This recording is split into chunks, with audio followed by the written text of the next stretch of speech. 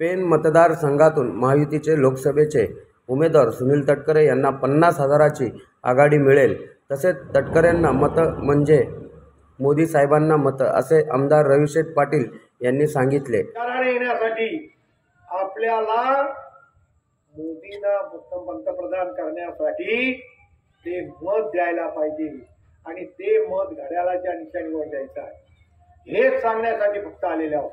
जास्त वेळ घेत नाही, तुम्ही सर्वजण आता तर आमच्या महिला नंतर आल्या, पण या ठिकाणी आम्ही तुमच्या सर्व कामासाठी अवरत्र कष्ट करण्यासाठी तयार आहोत। जे जे का असेल ते आमच्याकडे सांगा।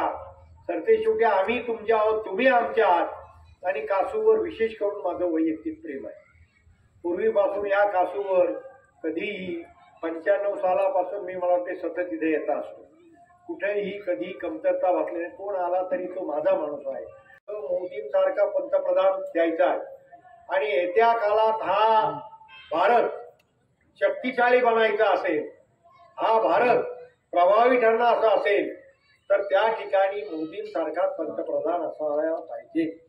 मला तुम्ही सांगा, विरोधी पक्षाकडे या ठिकाणी आम्ही फक्त सांगण्यासाठी आलोय की तुम्ही बाकी विचार कसला असेल तर सोडा। आपल्याला कोणाचा विचार काय होईल शेवटी आम्ही तुमच्यासाठी बसलेलेच आहोत, कुठेही कमतरता भासणार नाही।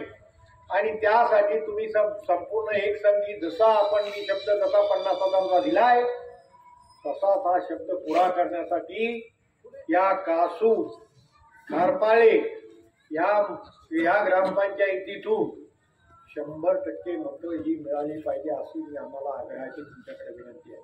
मध्ये त्यांनी एकही कारखाना किंवा काहीच या रायगड जिल्ह्यामध्ये आणू शकले नाहीत।